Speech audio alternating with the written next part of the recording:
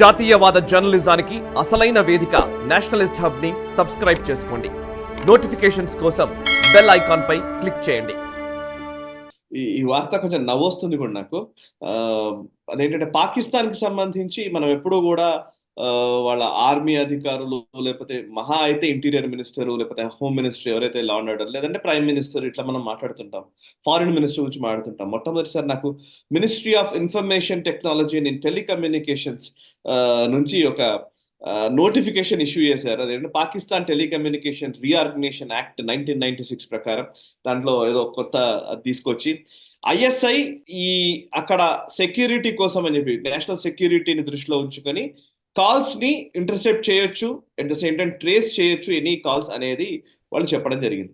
So okay, నాకు ఈ విషయం ఏంటంటే బేసికలీ నేషనల్ సెక్యూరిటీ విషయంలో ట్యాపింగ్ అంటే ఇంకా దర్జాగా అధికారికంగా ట్యాపింగ్ ఫోన్ ట్యాపింగ్ జరగవచ్చు అని చెప్పినట్టుగా మనం అర్థం చేసుకోవాలంటారా?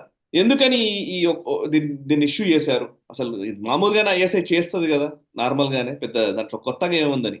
వాళ్ళు చేస్తున్న దానికి ఒక అఫీషియల్ స్టాంప్ వేశారు, అంతకు మించి అంతే కదా. ఎలాగూ చేస్తున్నారు, వాళ్ళు ఎలాగో ట్యాప్ చేస్తున్నారు. అఫీషియల్ స్టాంప్ అంటే రేపటి రోజు ఎవరు కోర్టులోకి వెళ్ళడానికి వీల్లేదు, లేకపోతే ఇగో ఇది మా పలానా ఫోన్ ట్యాప్ అయిందని ఎవడన్నా అనొచ్చు కదా.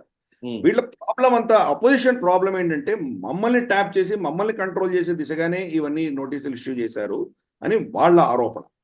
ఏ దేశం కూడా కంప్లీట్ గా మీ ప్రజలందరినీ కూడా మీరు వాళ్ళ ఫోన్లని ట్యాప్ చేయొచ్చు, వాళ్ళ మెసేజ్లన్నీ మీరు అబ్జర్వ్ చేయొచ్చు, మీరు దాన్ని వాచ్ చేయొచ్చు అని చెప్పి ఏ దేశం కూడా చెప్పలేదు.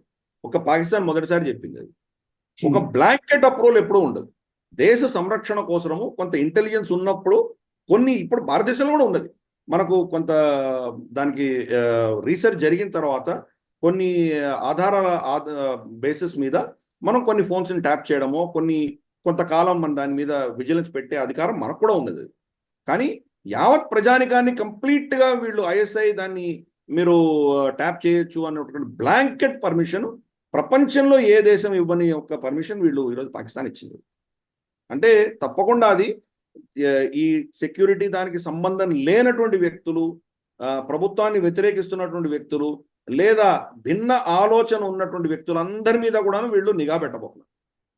సో అంటే ఇదివరకు పెడుతున్నారు, ఇప్పుడే కొత్త విషయం ఏం కాదు. కానీ ఈరోజు ఓపెన్గా స్వేచ్ఛగా వాళ్ళు అన్ని చేసి దాన్ని కోర్టులో కూడా ప్రవేశపెట్టి వాళ్ళ మీద ప్రాసిక్యూట్ చేయగలిగినటువంటి అధికారాలు వాళ్ళకి ఇచ్చారు.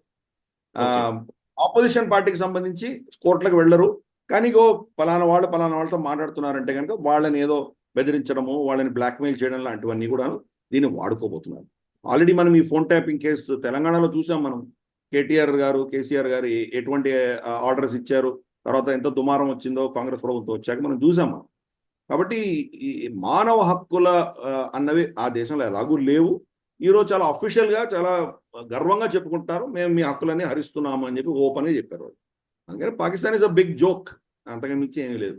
ఈ వీడియో మీకు నచ్చినట్టయితే లైక్ చేయండి, 10 మందికి షేర్ చేయండి. అలాగే కామెంట్ల రూపంలో మీ అభిప్రాయాలను మాతో పంచుకోండి. Nationalist hub group of channels ను సబ్స్క్రైబ్ చేసుకుని తెలుగునాట జాతీయవాద జర్నలిజాన్ని ప్రోత్సహించండి. ఈ వీడియో కింద ఉన్న బెల్ ఐకాన్ పై క్లిక్ చేయడం మర్చిపోవద్దు.